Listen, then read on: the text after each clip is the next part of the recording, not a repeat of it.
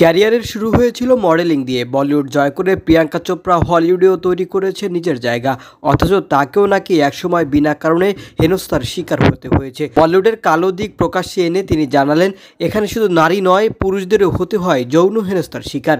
একটি সাক্ষাৎকারে প্রিয়াঙ্কা চোপড়া জানালেন, তিনি যৌন হেনস্থার শিকার না হলেও বলিউডে ক্ষমতার অপব্যবহারের সম্মুখীন হয়েছেন। ক্ষমতাধর একজন প্রেমিকাকে সিনেমায় নিতে চুক্তি হওয়ার সত্ত্বেও তাকে বাদ দেওয়া হয়েছে। অতীতের অভিজ্ঞতা তুলে ধরে প্রিয়াঙ্কা বলেন, হ্যাঁ, আমাকেও একসময় সিনেমা থেকে বাদ দেওয়া হয়েছে, কারণ একজন অন্য কাউকে নিতে বলেছিল। আমি একটা সিনেমায় চুক্তিবদ্ধ হওয়ার পর তার প্রেমিকাকে ওই সিনেমায় নেওয়ার জন্য সুপারিশ করে। সেটা তো ক্ষমতার অপব্যবহারই, সে প্রেমিক অভিনেতার হোক বা পরিচালকের। এরপর প্রিয়াঙ্কা চোপড়ার কথায় উঠে আসে যৌন হয়রানির কথা। তিনি বলেন, শুধু নারীরা নন, বলিউডে পুরুষরাও কাস্টিং কাউচের শিকার হন। নিম্নমানের এই মানুষগুলো নতুনদের সুবিধা নিতে চায়। বড় পরিচালক, প্রযোজকরা কখনোই এমন কাজ করেন না। আমি অন্তত ভাগ্যবতী, আমি সবসময় ইন্ডাস্ট্রিতে ভালো মানুষের সঙ্গে কাজ করতে পেরেছি।